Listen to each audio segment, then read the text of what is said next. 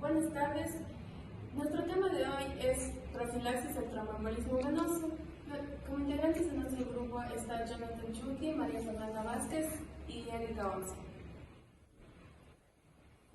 El objetivo general. El objetivo es disminuir el efecto del tromboembolismo venoso en pacientes que ingresan a áreas hospitalarias. Como definición tenemos que el tromboembolismo venoso es una complicación grave que se puede dar después de una intervención quirúrgica o en una enfermedad médica mediante el área hospitalaria. Identificar a los pacientes con efectos de tromboembolismo es importante porque se puede prevenir y se puede tratar esta enfermedad para que así puedan tener una pronta recuperación y una reducción que puede evitar que provoque tromboembolismo venoso. Dentro del tromboembolismo tenemos lo que son las medidas profilácticas. Dentro de estas medidas profilácticas se dividen en dos, lo que es la profilaxis primaria y la profilaxis secundaria. La profilaxis primaria nos dice que es el manejo de los pacientes que ya tienen el riesgo de presentar esta tromboembolia venosa, y la profilaxis secundaria se refiere a los pacientes que ya son diagnosticados con esta enfermedad de la tromboembolia venosa. Dentro de las medidas profilácticas primarias tenemos los pacientes que ya tienen como el riesgo de presentar esta enfermedad. Tenemos la profilaxis de medicamentos dentro de las 48 horas.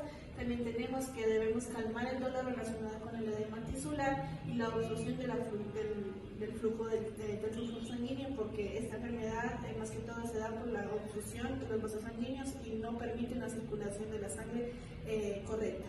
También tenemos lo que son los medios físicos, es decir, dentro de los medios físicos podemos decir que al paciente le tenemos que hacer ejercicios, lo que es la fisioterapia en la parte de las piernas, también ponerle lo que son las vendas de comprensión, también hay medios de comprensión, y decirle también que puede estar en una postura, decirle el tren del lemur, pero si no entiende este nombre podemos decirle que son los pies alzados en dirección diferente a su cuerpo.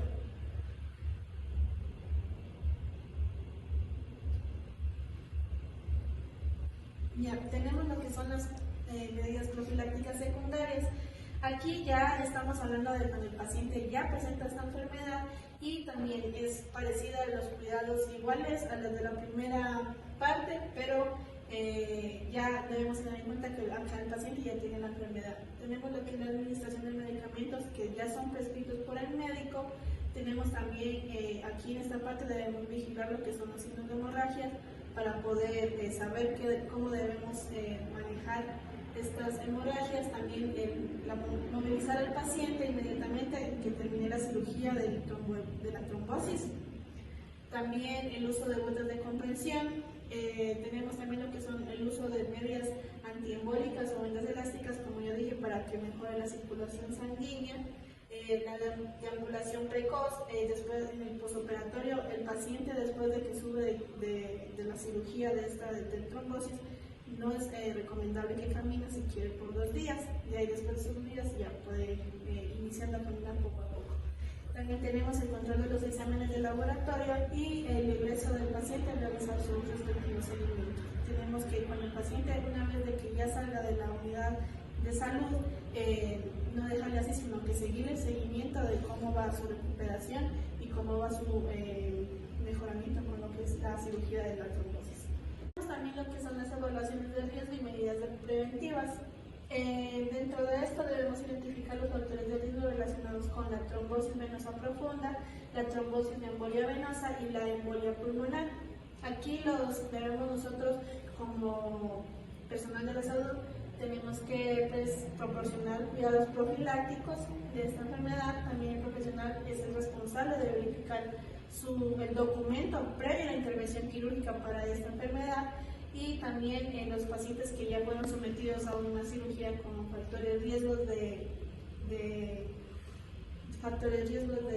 mayor, como que pase algo grave, debemos decir que debemos tomar las medidas preventivas y el responsable será la persona que está a cargo de este paciente. también identificar a los pacientes con cirugías mayores y así aplicar la adecuada profilaxis post egreso de la cirugía. Buenas tardes, el siguiente tema es acciones del establecimiento y equipo de salud.